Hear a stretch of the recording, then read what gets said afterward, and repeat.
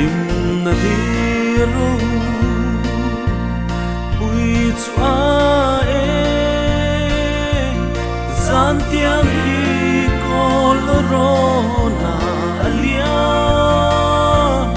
le Bethlehem dai re anga ahing chulan Immanuel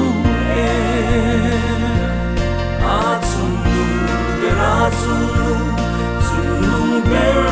lalro pui leya hian kun kuai len se hallelujah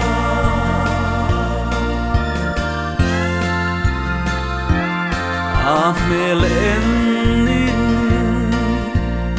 atom na van le khovel ber ani leya lalin do ma sela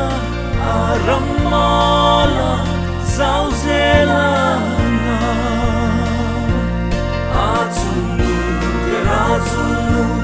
Zulung ber lalro pui leya hian kun kuai len se hallelujah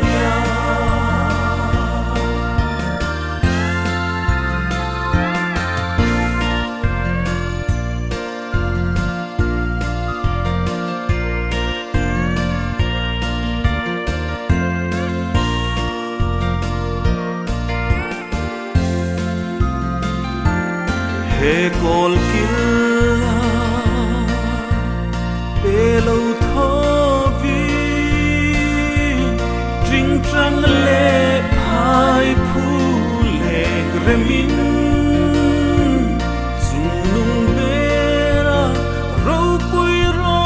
se ti in angel izai pui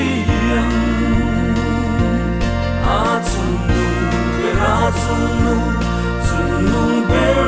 lalro pui leya hian kun kuai len se hallelujah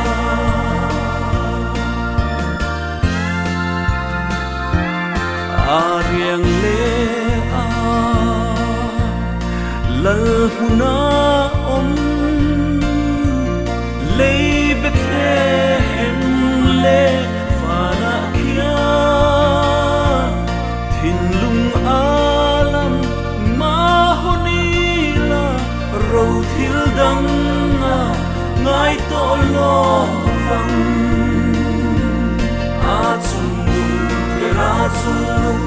zulung ber lalro pui leya hian kun kuai len se hallelujah